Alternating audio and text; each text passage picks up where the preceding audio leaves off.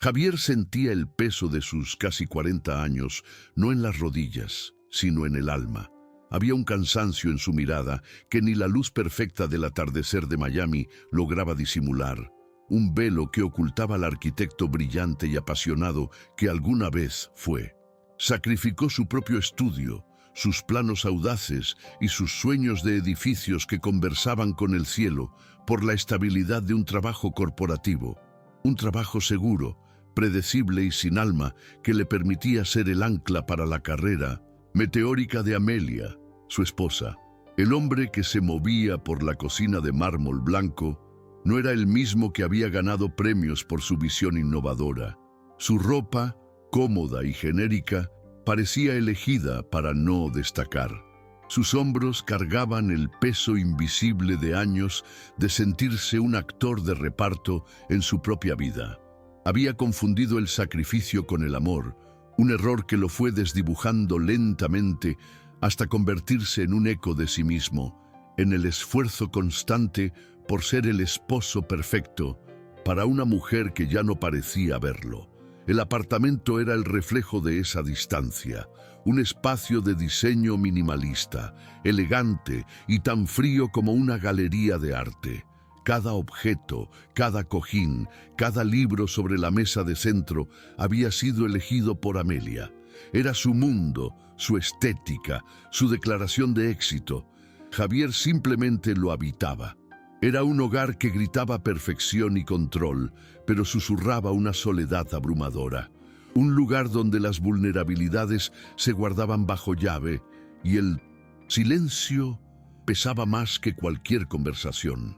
Hacía meses que los cimientos de su vida temblaban, pero Javier se negaba a verlo.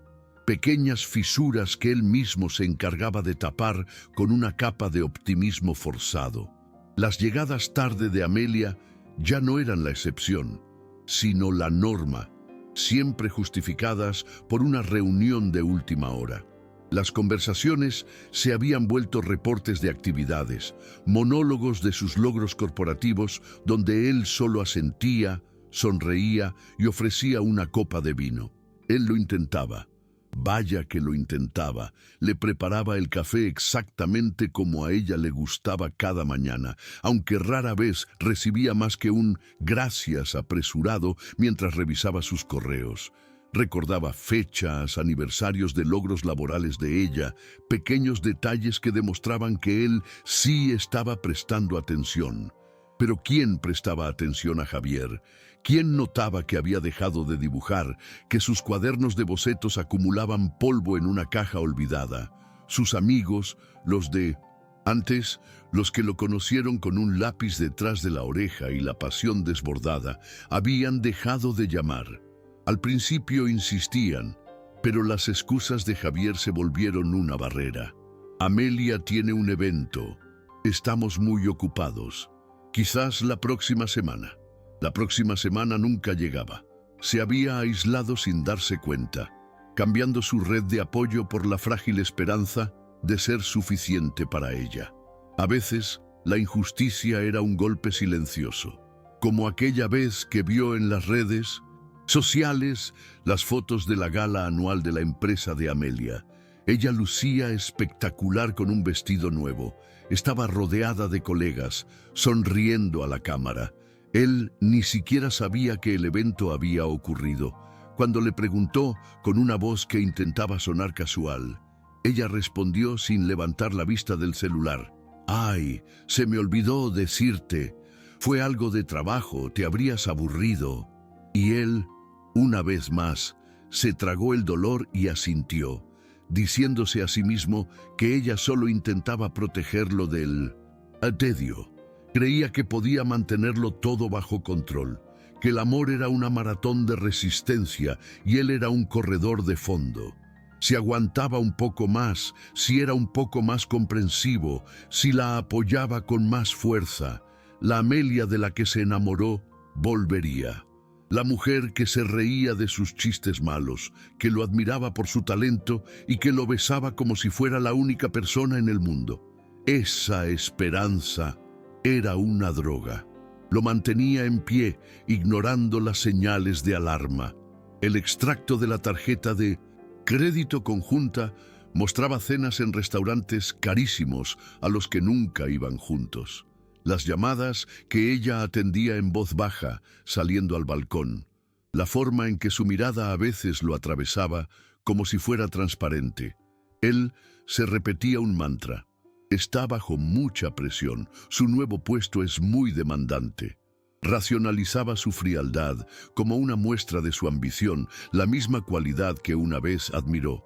Se convencía de que su rol era ser su refugio, su paz, el puerto seguro al que ella volvería al final de la tormenta. Pero ¿y si la tormenta era él? ¿Y si el puerto ya no le interesaba al barco? Esa noche de martes, el aroma del osobuco, el plato favorito de Amelia, llenaba la cocina. Javier lo había cocinado a fuego lento durante horas. Cada ingrediente, cada paso, era un acto de fe. Una súplica silenciosa por una noche normal. Una noche donde pudieran hablar de algo más que de balances trimestrales y proyecciones de mercado. Una noche como las de antes. Puso la mesa con un cuidado meticuloso. Las velas, los cubiertos de plata, las copas de vino, todo perfecto, todo en su lugar. Un escenario impecable para una obra que no sabía si tendría una segunda actriz. Miró su reflejo en la puerta del horno. Vio a un hombre cansado, con una camisa ligeramente arrugada y una sonrisa ensayada. Se preguntó cuándo había dejado de reconocerse. ¿Fue cuando vendió su estudio? ¿O cuando dejó de ver a sus amigos? ¿O fue un proceso más lento, una erosión gradual de su identidad, como una roca golpeada por el mar una y otra vez? Sacudió la cabeza, intentando alejar esos pensamientos. Esta noche sería diferente, tenía que serlo. Revisó su celular por 10ª vez. Nada, ni un mensaje. Sintió una punzada de ansiedad en el pecho, pero la reprimió. Estará en el tráfico, se dijo. Seguro ya viene en camino. La estabilidad que había construido se sentía como un castillo de naipes. La seguridad económica dependía del trabajo de ella. La paz emocional era una tregua frágil que él negociaba cada día. La esperanza era una vela parpadeante en medio de una corriente de aire. Se sirvió una copa de vino, intentando calmar los nervios. Caminó por el apartamento silencioso. Se detuvo frente a una foto enmarcada en la pared. Eran ellos, 10 años atrás, en la inauguración de su estudio de arquitectura. Él la abrazaba por la cintura con una sonrisa que le llegaba a los ojos. Tenía la mirada de un hombre que creía poder construir el mundo. Ella lo miraba con una admiración que dolía recordar. ¿Dónde se había ido ese hombre? ¿Dónde se había ido esa mujer? El recuerdo era tan vívido que casi podía oler el polvo de yeso y la pintura fresca de su antigua oficina. Casi podía sentir la emoción de un futuro lleno de posibilidades. Un futuro que él mismo había cerrado con llave. El sonido de una vibración sobre la encimera de mármol lo devolvió al presente. Su corazón dio un vuelco. Era ella. Dejó la copa y caminó hacia la cocina, una sonrisa de alivio dibujándose en su rostro. Por fin, la cena no se enfriaría, la noche estaba a salvo.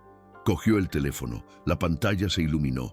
No era un voy tarde, no era un te amo, era una sola línea de texto, fría, brutal, corporativa.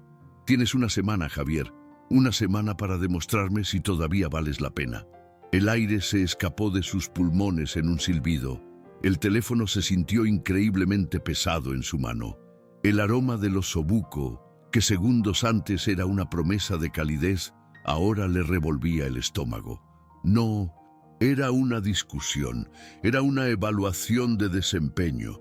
No era una crisis matrimonial, era un período de prueba, y el cronómetro acababa de empezar a correr.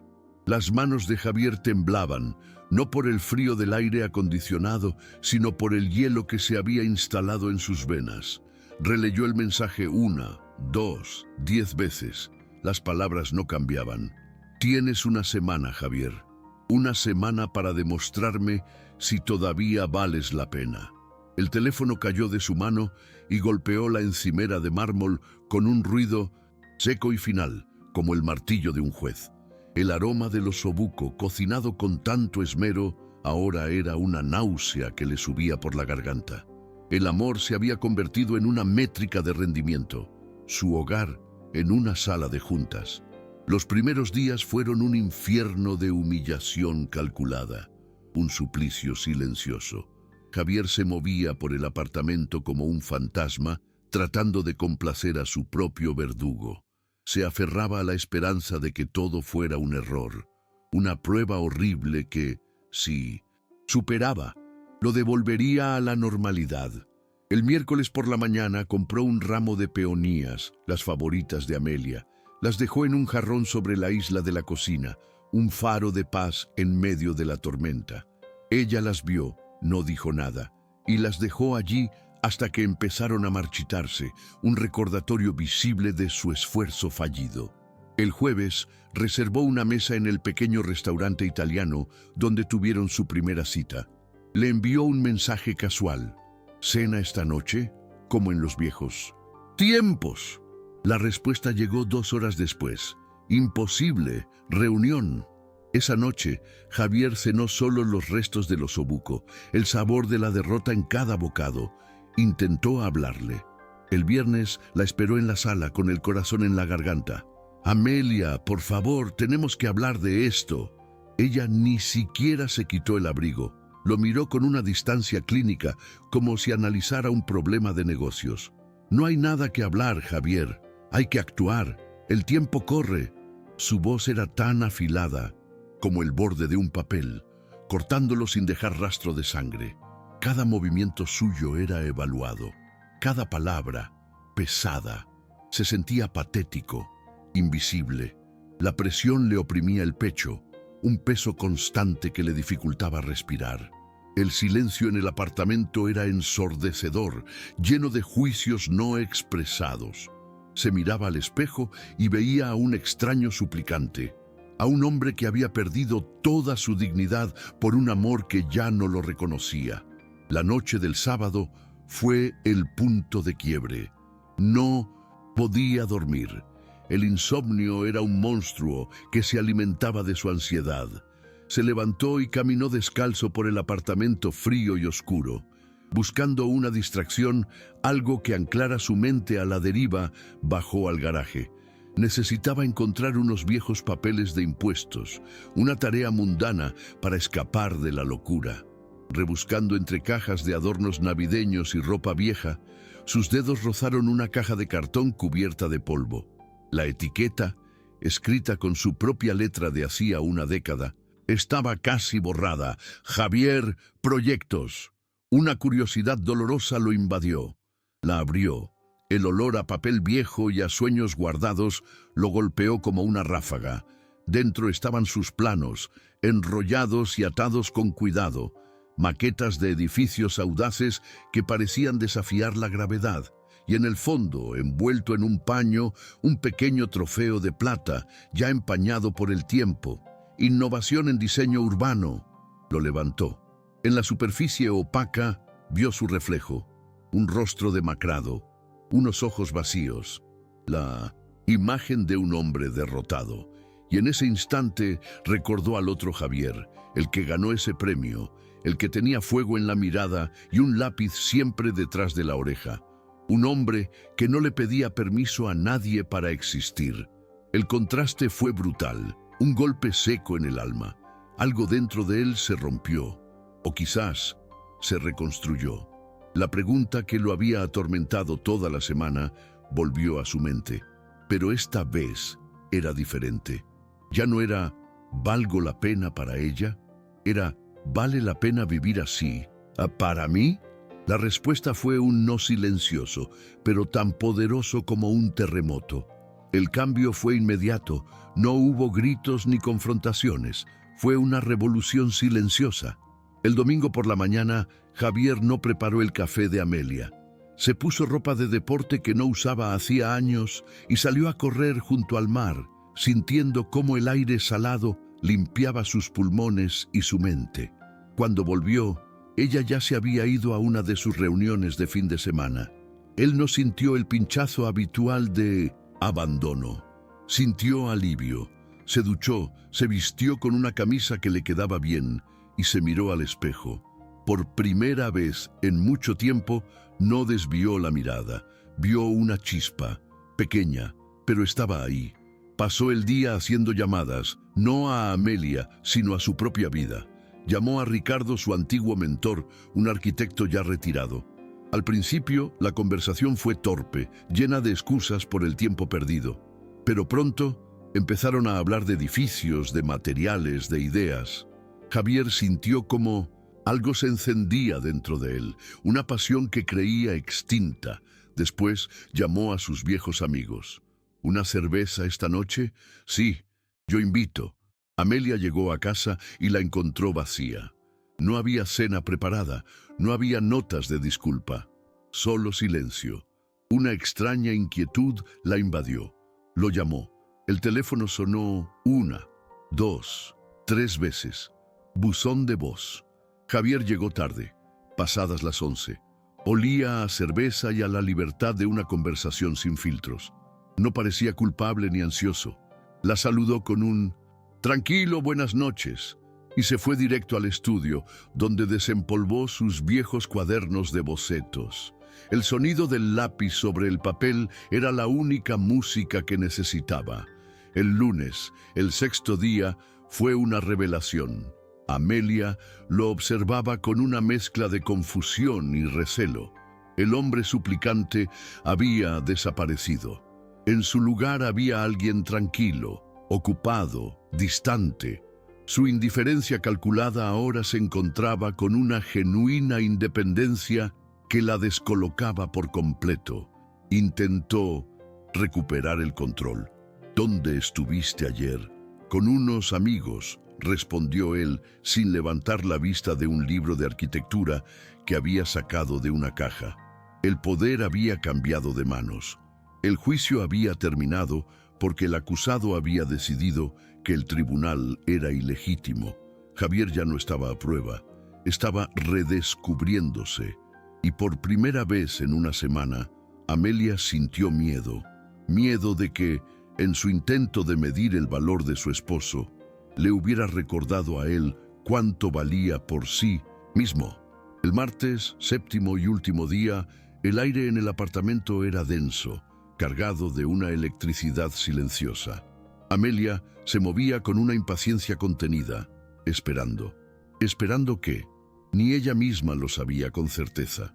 Quizás una última súplica, un gesto grandioso y desesperado que le permitiera reafirmar su control. O quizás, en un rincón olvidado de su corazón, esperaba al hombre que había desaparecido bajo capas de complacencia. El hombre que, irónicamente, estaba resurgiendo justo cuando ella lo empujaba hacia el abismo. Javier, por su parte, se movía con una calma que la desconcertaba. Ya no había ansiedad en sus gestos, no había miradas furtivas buscando su aprobación. Pasó la mañana fuera, en una reunión con Ricardo, su viejo mentor, revisando los primeros bocetos de un proyecto que le devolvía el brillo a los ojos. Volvió a mediodía, se dio una ducha larga y se vistió. No con su ropa cómoda y genérica de siempre, sino con una camisa de lino bien cortada y unos pantalones oscuros que no le había visto usar en años. Se veía más alto, más definido, como si al recuperar su propósito, su cuerpo también hubiera reclamado su espacio. No preparó ninguna cena especial, no llenó la casa de flores, simplemente esperó, leyendo en el sofá, con una serenidad que era, para Amelia, más inquietante que cualquier grito. Cuando ella llegó esa noche, encontró la escena preparada, pero no como la había imaginado. No había velas ni música suave, solo Javier, de pie junto a la mesa de centro, donde reposaban 2 copas de vino servidas y una carpeta de documentos. La miró a los ojos cuando entró, y por primera vez en años, su mirada no fue de súplica, sino de una calma absoluta, una calma devastadora. «Hola», dijo él. Su voz era firme, Amelia dejó su bolso sintiendo una extraña punzada de nervios. El guión que había imaginado para esa noche se estaba desmoronando. ¿Y esto qué es, Javier? ¿La escena final de tu obra?, preguntó, con un filo de sarcasmo para enmascarar su desconcierto. Él sonrió, una sonrisa genuina y triste. En cierto modo, sí. Es un agradecimiento. Ella frunció el ceño. ¿Un agradecimiento? Javier asintió, tomó su copa y la miró por encima del borde. Gracias, Amelia. Tu ultimátum fue el regalo más grande que me has dado en mucho tiempo. Las palabras la golpearon como una bofetada. Esperaba cualquier cosa. Ira, lágrimas, ruegos. Pero no gratitud. Se quedó sin habla, observándolo mientras él daba un sorbo de vino. Pasé esta semana haciendo exactamente lo que me pediste, continuó él, su voz tranquila resonando en el silencio del apartamento, tratando de demostrar mi valor, pero en el proceso me di cuenta de que estaba haciéndole la pregunta a la persona equivocada. La pregunta no era si yo valía la pena para ti. Hizo una pausa y sus ojos se encontraron con los de ella, claros y sin vacilación. La pregunta era si esta vida valía la pena para mí. Se hizo un silencio pesado, un silencio donde Amelia pudo escuchar el eco de sus propias palabras, ahora retorcidas y devueltas como un arma contra ella. Y me di cuenta de que no, dijo Javier con una finalidad suave. Me di cuenta de que merezco más que vivir a prueba. Merezco más que ser un actor de reparto en la vida de otra persona. Merezco ser el arquitecto de la mía. Con un gesto tranquilo, señaló la carpeta sobre la mesa. No eran planes para una cita romántica, eran planos arquitectónicos, bocetos, un borrador detallado de un plan de negocios. Voy a reabrir mi estudio, anunció. No era una pregunta, era una declaración. Tu ultimátum me dio la claridad que necesitaba para recordar quién era y qué quería. Me obligaste a mirarme en un espejo que había estado evitando durante años. Y ¿sabes qué? Al hombre que vi no le gustó lo que veía. Pero en lugar de intentar cambiar para gustarte a ti, decidí cambiar para volver a gustarme a mí. Amelia se quedó paralizada. El hombre que tenía delante era una sombra del que se había enamorado, pero también su versión más brillante. Era el Javier apasionado, seguro y ambicioso que ella misma había admirado. El mismo hombre cuyo fuego ella había ayudado a apagar con la fría comodidad de la estabilidad. Y ahora, ese fuego volvía a arder, justo en el momento en que lo perdía para siempre. Javier terminó su vino y dejó la copa sobre la mesa. Luego, sacó la llave del apartamento de su bolsillo y la colocó suavemente junto a la carpeta. El pequeño sonido metálico sobre el cristal fue como un punto final.